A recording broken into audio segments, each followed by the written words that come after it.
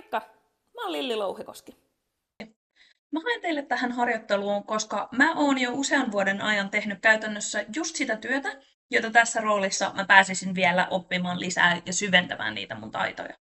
Mä oon rakentanut opiskelijoille suunnattua toimintaa, kehittänyt järjestötoimintaa ja vienyt eteenpäin tapahtumia, viestintää, kampanjoita niin, että ne oikeasti tavoittaa kohderyhmänsä.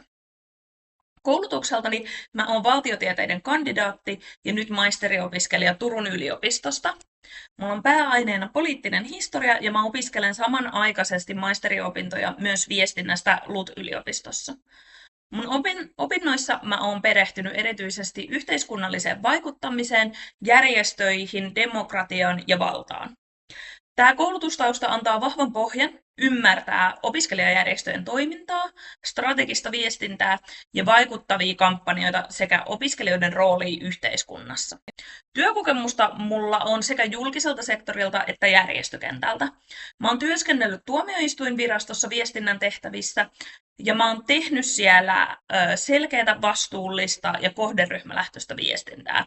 Työssä mä muokkasin vaativia asiantuntijasisältöjä ymmärrettävään muotoon ja näin konkreettisesti, miten viestintä rakentaa luottamusta yhteiskunnassa. Lisäksi mä oon ollut Turun kaupungilla projektiharjoittelijana, missä mä työskentelin osana laajempaa kehittämiskokonaisuutta kaupunkiliikkumisen parissa. Mä osallistuin raportointiin, viestintään ja mä opin toimimaan tiukkojen aikataulujen, sidosryhmien ja keskeneräisten prosessien kanssa. Näissä rooleissa mä oon saanut valmiudet hallita suuria projekteja, viestiä tehokkaasti eri kohderyhmille ja toimia sujuvasti erilaisissa sidosryhmäyhteistyöissä. Mulla on myös laaja osaaminen eri luottamustehtävistä. Mä oon toiminut niin lukiossa, opiskelijakunnan hallituksessa, Turun Eurooppa-nuorissa ja Eurooppa-nuorten liittohallituksessa. Tällä hetkellä Eurooppa-nuorten varapuheenjohtajana.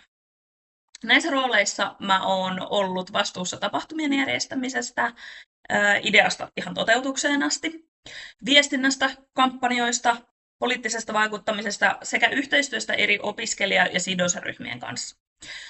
Näissä rooleissa mä oon oppinut viestimään. Kaikki tämä on opettanut mulle sen, miten opiskelijatoimintaa rakennetaan niin, että ihmiset oikeasti tulee mukaan. Mä tiedän, millaiset tapahtumat ja viestit puhuttelee opiskelijoita eri konteksteissa ja eri alustoilla. Ja miten toimintaa oikeasti kehitetään arjen realiteeteista käsin. Mä en pelkää hallinnollisia tehtäviä, kuten tiedonkeruuta tai raportointia, ja mä viihdyn yhtä hyvin myös ideoinnin parissa, viestinnässä ja ihmisten kanssa työskentelystä. Mä en tule vaan opettelemaan opiskelijatoiminnan perusteita nollasta. Mä tuon mukanani jo valmiin ymmärryksen järjestötyöstä, opiskelijakentästä ja siitä, miten toimintaa kehitetään käytännössä. Eli mä pääsen syventymään tähän rooliin. Samalla mä oon aidosti motivoitunut oppimaan lisää ammattiliiton toiminnasta ja viemään omaa osaamistani seuraavalle tasolle. Ykän harjoittelu tuntuu mulle luontevalta seuraavalta askeleelta, jossa mä voin yhdistää opintoni, työkokemukseni ja järjestöosaamiseni ja päästä kehittämään opiskelijatoimintaa aidosti pidemmälle. Kiitos, että te kuuntelitte. Toivottavasti me tavataan haastattelussa. Hei hei hei hei hei hei hei. Moikka! Mä oon Lilli Louhikoski.